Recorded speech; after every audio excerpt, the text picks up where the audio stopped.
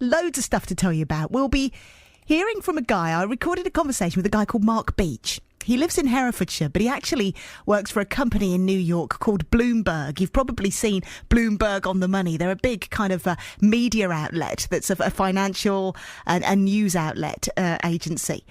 And he's their music critic. And he's revered around the world. He has met and worked with and rubbed shoulders with and critiqued and been to private parties with the best of the best in the music industry. So as you can imagine, his book, which is called All You Need Is Rock, which is out tomorrow, is fabulous. It's filled with so many wonderful anecdotes, and he shared so many of them with me. So throughout the afternoon, you can hear snippets of that conversation and get a sense of what you can expect if you buy the book, which is out tomorrow. There isn't much that he doesn't know about music. His new book, All You Need Is Rock, is out tomorrow. In part one of our chat, I get to know Mark and how a guy who grew up in Evesham came to be a music critic. Hiya, great to be here. Great to have you. How's the BBC coffee? Well, it varies. I've had quite a few BBC coffees of late, and this is pretty good, so well done, Hereford and Worcester. Excellent. You got to say that, being a local boy. You live locally, Yes, don't you? I do, yes. I've got a place near Ledbury, and I was born and brought up in Evesham, so yeah, lots of local connections. Excellent. What was life like then for the young Mark? I kind of like to get a sense of someone in their formative years, because it kind of then shows me how they chose the direction in which they decided to leap, and also just the kind of music that you've come to love. Oh, yeah, well, very much so. I'm quite sure if you think of the 14-year-old Mark Beech at Prince Henry's Grammar School in Evesham, he would never have dreamed that he'd have ended up going to Madison Square Gardens and going to secret gigs with all sorts of people who I could name drop. Oh, what the hell, I will Oh, go name on, drop. do it. You know, sort of Sting and Kanye West and people like that, and Prince. No, Prince? Yeah, Prince. Yeah, absolutely. I'm the biggest Prince fan in the world. If you could actually see this, folks, and the expression on the face there is absolutely magical. Prince! Let me stop you in your tracks. OK, let's carry on. We'll come back to that. Oh, do, yeah. Hold that thought. I'm writing it down. Hang on. Yeah. Prince. What How a could man. I forget? Love him. OK. Sure thing. So I would never have thought that I'd have done that. And at the time, I was starting to explore music, and some of the things that I heard, I thought were probably about the best things ever. One of the first albums I bought was Ziggy Stardust by David Bowie, and I remember that being there's a cardboard cutout of David Bowie, Ziggy Stardust, in the window of Boots in Bridge Street in Evesham, and some of the local ladies who went to the church weren't too happy about it, for this fairly provocative cardboard cutout, life size, and were petitioning the vicar at the time, saying that surely we can get this thing removed, it's just around the corner from the church. Didn't happen, but I went into the shop anyway and bought my Ziggy Stardust, and what an album it is. I thought all albums are going to be as good as this, and well, they're not, but that's a great one. You would know, actually, wouldn't you, if they are or if they aren't? I mean, I think most people would agree that Ziggy Stardust is a great album, but you've reviewed a lot over the years, haven't you? How many? Yeah, well, I'm losing track now, actually. I was trying to think about it, and certainly I've been through something like 10,000 in the last 10 years, which is a lot. I get about 3 review copies a day from the record companies, and it's just like amazing just trying to listen to them. And as you can imagine, the vast majority of them are not very good. They're trying to sound like Prince, they're trying to sound like Bruce Springsteen, and they're not. They're pale imitators. And then now and again you hear one which is great, and like the Fleet Foxes, for example, I heard that, and I was one of the first critics to give that a 5-star review, and that makes it all worthwhile when you hear one which is just so outstanding. You studied at Oxford, didn't you? I did for my sins, yes. What did you do? I did philosophy, politics and economics. But still went on to become a music critic. Yeah, well, when I was there, I was also doing other stuff. I was going to lots of gigs. I went to a gig by some guy called Adamant, who I'm now quite friendly with, at the New Theatre. But I also was trying to see whether I could be a rock star myself, and I was in a band called Marius and the Firebombers. I played bass guitar and keyboards, not very well in the case of both, and we got bottled off the stage at one of our gigs, and I decided this was a dangerous life, and I'm not sure whether I was much good as a bass guitarist, so I thought I'd write about it instead. Excellent. So when did you get your big break? Tell us who you're working for now. I'm working for a company called Bloomberg. It's a financial news information company, but it means that the column gets syndicated around the world. It gets syndicated to about 500 newspapers, which could be anywhere from Miami to Mumbai, and so that's good. So people in the UK are not so quite familiar with Bloomberg as they are. When I go to the States, it's just amazing. Everyone knows, like, my boss was the mayor of New York and stuff like that. You actually get there on arrival and it's like, you know, who do you work for? Mike Bloomberg. Have a nice day. Come on in, you know. So rather than like waiting in line, it's happened. But so I work for Bloomberg, but I've done a lot of other stuff too. For a long time, I've been a contributing editor to Dante magazine, which is a lifestyle magazine, and there are various other things which I do as well. Yeah, so it's a busy old life. Ziggy played guitar, jamming good with Weird and Gilly and the Spiders from Mars. Since you're the person that sits there on the front row or listens to the record and then comes up with a review that can make or break artists, no doubt, I'm sure, just in terms of, you know, readership and people trusting your authority on music and your experience, do you find you're revered or feared by artists around the world? I suppose there's a bit of both about it. You know, I just say what I think, and I can't go down the route of thinking, well, if I say something nasty about it, this artist might not make it. I do know that, like, if you've got an established artist, say a Madonna, who makes a bad album, that if I do a review on that, that'll probably get a bit more attention, even more so than if I find an unknown artist, like the Fleet Foxes or some of the other people I could mention, who I just think, well, these are good, people ought to know about them. But whatever it is, I just say what I think. And, you know, there's a bit of a difference here, because some critics are very much inclined with their reviews to say things which they think ought to be said. So they try and be very clever, and they talk about records that no one's ever heard of. I don't do that. If I think a record's good, even if it's going to be really commercial, I'll just say it. So I thought that both Adele albums are both really good, so I said so. And some other critics shied away from that because she's just too popular. It's interesting, that, isn't it? How people kind of poo-poo the popular. I wonder why people do that, because they are wonderful albums. She has got a great voice. Yeah. Why not celebrate it? I mean, you know, she's massive here around the world. She's a great export. Exactly. And it's one of those things. I think people are just kind of a bit sort of culturally snobby or something like that, and that's why it is. It's odd, but I'm so looking forward to it. And, like, you won't have heard it here first, but I'll say it anyway. It's like, you know, a new Adele album, maybe later this year. Lots of rumours on that. I've heard more things in the last week, which I've been tweeting about. And, you know, we're probably looking at 25, perhaps released. She'll do a Beyonce sometime late in the year, maybe November or something like that. Anyway, you can hold me to that and we'll see whether that's right or not. Okay, good stuff. Excellent.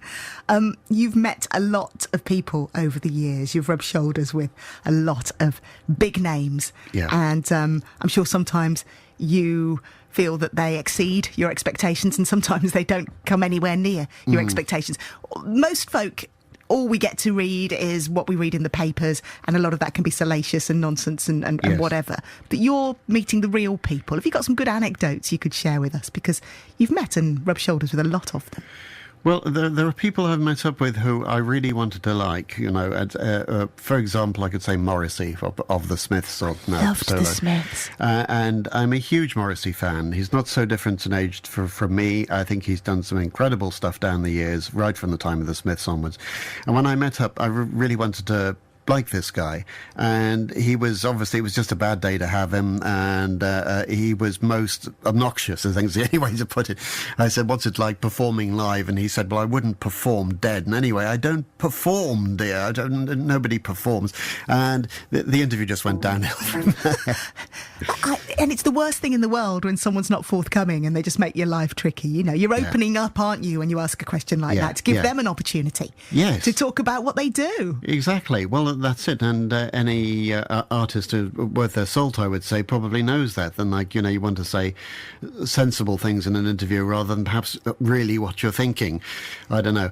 But you could contrast that with some of the nice guys I've met up with. And someone was saying to me the other day, you've met Lemmy of Motorhead, you know, isn't he appalling? I said, no, I thought he was actually a really sweet guy. He's a really nice guy. Ozzy Osbourne was another one on the heavy metal front who is basically, he is just a nice guy. Apart from the fact at the beginning of the interview, he said, "Oh, don't call me Ozzy. This is in my house. I want you to call me John Michael Osborne."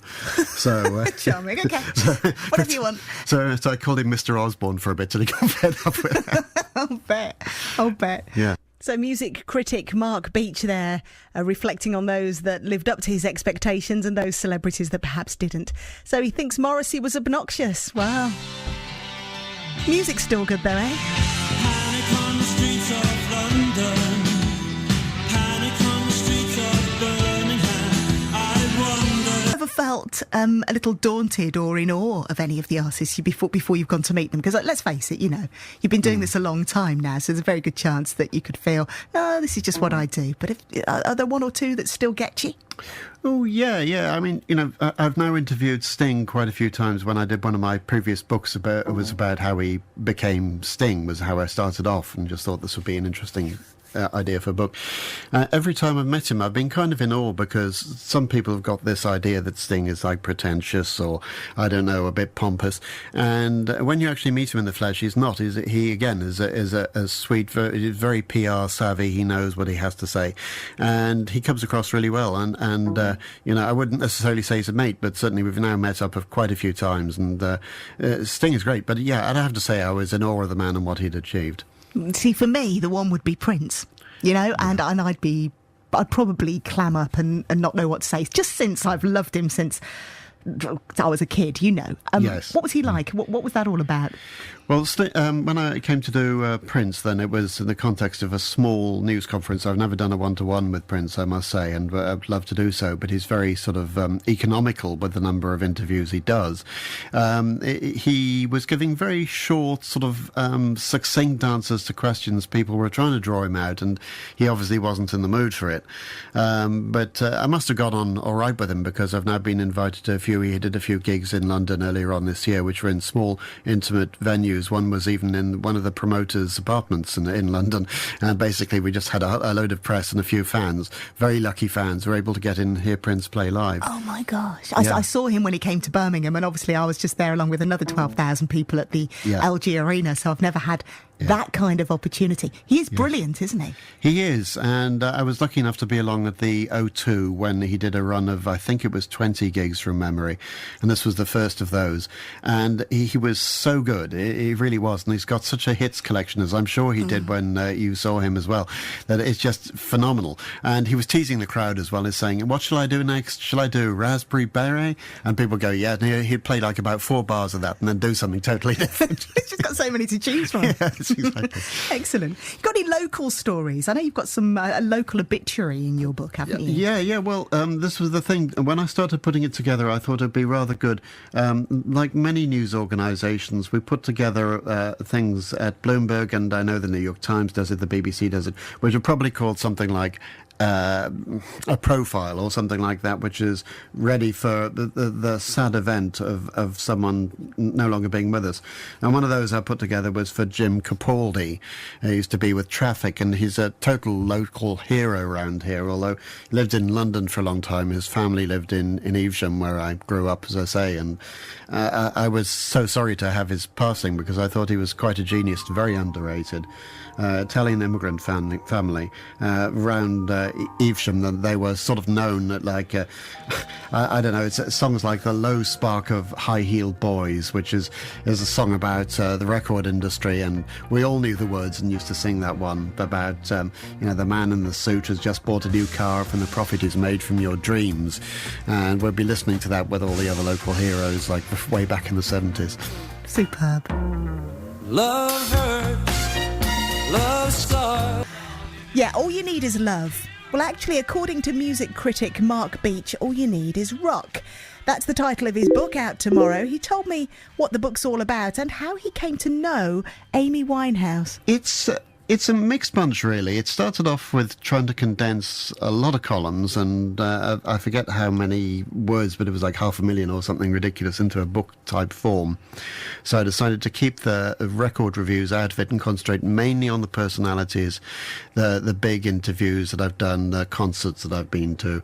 And I wanted to show that it went around the world. So, as I say, in terms of names, then we've got people like Sting, we've got Steve Miller and Brian Eno, and other people that I've met and interviewed, and some of the amazing gigs, which I go to Glastonbury every year. I've been to Glastonbury for centuries now, it seems like. So there's that. There's Madison Square Gardens. I went to see Police in Vancouver and stuff from Tennessee. I'm very lucky because most critics get stuck in one place, but I've been able to travel. Sounds fantastic. Want to swap jobs? Well, I might think about it. What's this about the big chill and Kanye West? Oh, yeah. A lot of people will probably remember this, I don't know, is that Kanye West was the headliner at the Big Chill a few years ago. It was one of the last Big Chills. I really hope this festival's revived. It's such a fantastic one. And I was backstage waiting to take photographs in the pit at the front. But I've been coming and going to the backstage of the VIP area for some time. And I knew something was wrong. Now, Kanye does this a lot, and I've been to quite a few Kanye gigs and the pattern was exactly the same with this one. He'll be late, maybe 20 minutes late. He'll have some huge backstage row. There's usually some fuss about the rider. He will then, somewhere in the course of the concert, stop and have a 20-minute rant about something, which may not be inspired by what's happened, but he did all of that par excellence at this gig. And he was making comments about, people see me walking down the street and they think that I'm the same as Hitler, and people were starting to boo. It really went down very badly indeed. He redeemed himself towards the end. He did a tribute to Amy Winehouse, which was good. But so it was a spectacular concert, but it could have been so much better if he'd have just been a bit more careful with his comments. It's kind of volatility, isn't it, sometimes with some of these artists, there's no kind of definition, no line between what you might do at home or, you might do in your privacy and what you might do on stage. It all just kind of seems to spill out. Yeah, well, I was watching this and I was looking at the backstage ramp and no one was telling us what was going on. The crowd out the front were getting quite restless, you could tell, because it was 20 minutes, half an hour late, and no one was saying what was going on. And I knew that something was going wrong because you could hear shouting and that he sort of appeared around Kanye came out and he was a few feet from me from the backstage area, and he was going to go on stage. Then the stage manager looked at him, they shook heads, went back in again, and I still don't know for sure, but it was something to do with the rider, I believe. And I saw the backstage area. He had a really nice area. He always insists on sofas and things like that. It was quite palatial actually, so what upset him I don't know. Dear diva-esque. Yes. You mentioned Amy Winehouse there. Again, I'm a huge fan, and you've met her, haven't you? I have, yes. It's funny that one of the first times was I went into the Hawley Arms in Camden, and this was in the very early days when she used to serve behind the bar, and the people would let her do this because she wasn't very good with money or serving, but every time that she did it, then people knew that she was sort of, an up-and-coming star, and they wanted to be served by her. And I was just happened to be in there at the right time and got a J2O for my friend and a gin and tonic for me. And it was extremely generous gin and tonic. It was like a triple gin, and the tonic went all over the place. And I thought at the time, should I say to her, I'm a music critic? But it could have gone one of two ways. She would have either given me another one, or should have spilled the whole thing all over me. And but I kept on running into her, both in recording studios. I've been to some of the Jules Holland things, obviously the BBC does, and various other things as well. She had a few secret gigs for fans and friends, and so I got to know her reasonably well. And I'm so sorry with what happened, because at her early days she had a tremendous voice. I'm not sure whether that goes as far as some people are saying that she was like an Aretha Franklin, but she had a really good voice, and she wrecked it very quickly with the result of cigarettes and drugs and so forth, which is a shame. Her emphysema meant that her lungs were only at 70% capacity, so she couldn't really sing the way that she could. But I so wanted her to be happy, and it's so sad that it ended the way it did. Tragic. Absolutely tragic. I remember actually I was at the airport going to a friend's wedding in Spain and flashed up on the screens there, we have rolling news on. Yeah. And whilst we all knew that, her life was turbulent, it was far from plain sailing, it still just felt like such a shock. Awful. It did, yeah. And, I was actually at a party at the time and we had a profile prepared of Amy Winehouse, so it got flashed around the world, sort of 500 words or something within minutes of it being known and confirmed that what had happened. And that's a dubious distinction, really, having the first full obituary of Amy Winehouse. It's one that I really hope wouldn't happen and we'd be sitting here now 3 years on, plus saying that, you know, Amy is now back and she's made more great albums and she's winning Grammys and stuff, which really is what should have been. Absolutely, absolutely. As you can see and hear from the past few chunks of conversation that you've heard on your radio this afternoon, this is a man before me who knows his stuff, who's rubbed shoulders with those that we've listened to over the years. And if, like me, you're a lover of music, then you need this book in your life. Thanks, there you Tammy. go. Thank you very much. Tell us the title of the book again and a quick description. Yes, it's Mark Beech, Beech as in tree. All you need is rock.